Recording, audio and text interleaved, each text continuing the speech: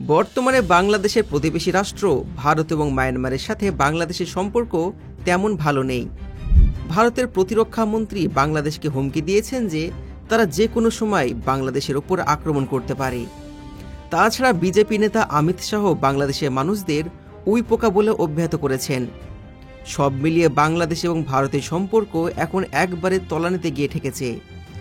এমন পরিস্থিতিতে প্রশ্ন উঠেছে, যদি বাংলাদেশ ও ভারতের মধ্যে যুদ্ধ শুরু হয়ে যায় তাহলে কোন দেশ কাকে সমর্থন করবে? রাশিয়া, আমেরিকা এবং চীন এরা কি ভারতের পক্ষে থাকবে নাকি বাংলাদেশের পক্ষে আসবে?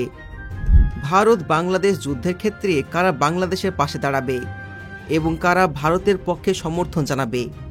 যদি যুদ্ধ শুরু হয়ে যায় কিছু দেশ নিঃসন্দেহে বাংলাদেশকে সমর্থন করবে, আবার যদি মায়ানমারের সঙ্গে বাংলাদেশের কোনো সংঘাত শুরু হয়ে যায় তাহলে এই দেশগুলোর মধ্যে কেউ কেউ বাংলাদেশের বিপক্ষে চলে যেতে পারে। সুতরাং আমাদের আগে থেকে বুঝে রাখতে হবে ভারত বাংলাদেশ যুদ্ধের সময় কোন দেশ বাংলাদেশকে সমর্থন করবে এবং কোন দেশ ভারতের পাশে থাকবে। ভারত বাংলাদেশ যুদ্ধ হলে চীন এবং পাকিস্তান বাংলাদেশের পক্ষে দাঁড়ানোর সম্ভাবনা বেশি, কারণ ভারতের সঙ্গে এই দুই দেশের চরম শত্রুতা রয়েছে। চীন এবং পাকিস্তান এমনকি তাদের নিজস্ব সীমান্ত দিয়ে ভারতের ওপর আক্রমণ চালাতে পারে। এছাড়া শ্রীলঙ্কা, নেপাল এবং মালদ্বীপের মতন কিছু ছোট দেশও বাংলাদেশকে সমর্থন করতে পারে। তবে আমেরিকা, ইসরায়েল এবং বেশ কিছু ইউরোপীয় দেশ হয়তো সম্ভবত ভারতের পক্ষে অবস্থান নেবে। ভারত এমন একটা দেশ যার আশেপাশে কোনো প্রকৃত বন্ধু রাষ্ট্র নেই। তবে ভারত বাংলাদেশ যুদ্ধের ক্ষেত্রে তুরস্ক বাংলাদেশকে সমর্থন করতে পারে। এরদোগানের নেতৃত্বে তুরস্ক মুসলিম দেশ হিসাবে বাংলাদেশের প্রতি সহানুভূতিশীল হতে পারে। তবে এর বিপরীতে ভারত বিপুল পরিমাণে অস্ত্র তুরস্ক থেকে কেনার কারণে তুরস্ক নিরপেক্ষ অবস্থান নিতে পারে। বাংলাদেশও প্রতি বছর তুরস্ক থেকে প্রচুর অস্ত্র ক্রয় করে, ফলে তুরস্কের সমর্থন পাওয়ার সম্ভাবনা পুরোপুরি উড়িয়ে দেওয়া যায় না। পরিস্থিতি যাই হোক না কেন যুদ্ধ এড়ানোই সর্বোত্তম সমাধান। শান্তিপূর্ণ সম্পর্ক প্রতিষ্ঠানের মাধ্যমে উন্নয়নের পথে এগিয়ে যাওয়া উচিত। তবে ইদানিং ভারতের তুলনায় বাংলাদেশের সাথে তুরস্কের সম্পর্ক আরও বেশি জোরদার হচ্ছে। এছাড়া মধ্যপ্রাচ্যের দেশ ইরান, সৌদি আরব, আফগানিস্তান, মিশর এবং আজারবাইজানের মতন কিছু মুসলিম দেশগুলো বাংলাদেশকে সমর্থন করতে পারে। যদি বাংলাদেশ ও মিয়ানমারের মধ্যে যুদ্ধ লেগে যায় তাহলে কোন কোন দেশ বাংলাদেশকে সমর্থন করবে এবং কোন কোন দেশ বিপক্ষে হবে তা জানাটা গুরুত্বপূর্ণ।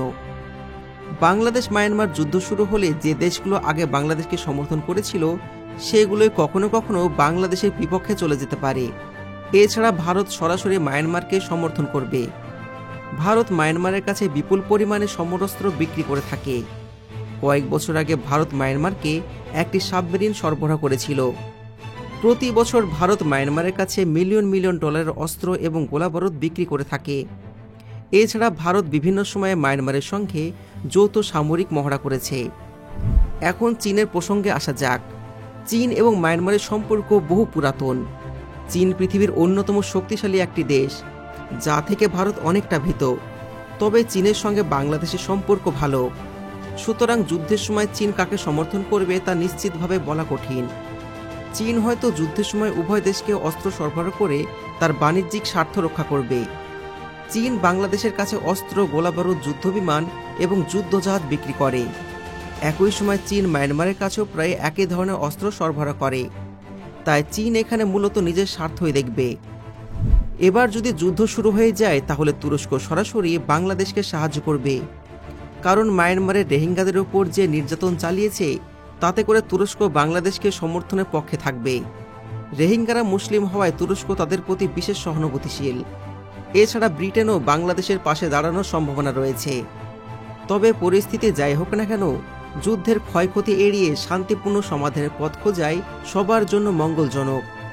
তাছাড়া আমেরিকা, সৌদি আরব এবং মিশরের মতন দেশগুলো সরাসরি যুদ্ধে বাংলাদেশকে সাহায্য করতে পারে।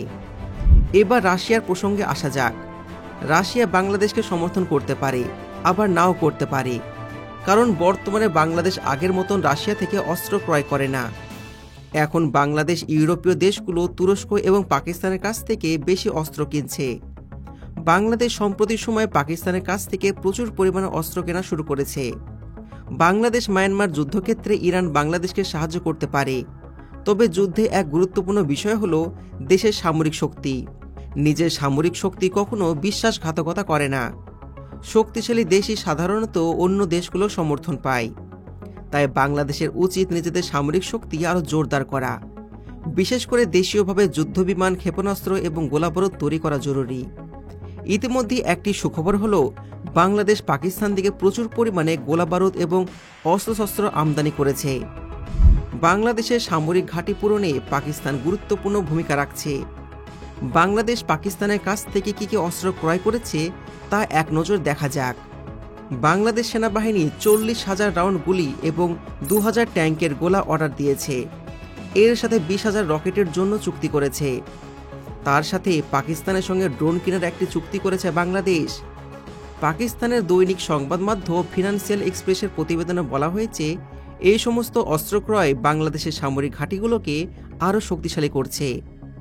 শেখ হাসিনার শাসনামল শেষে সামরিক সম্পর্ক বহুগুণে বৃদ্ধি পেয়েছে।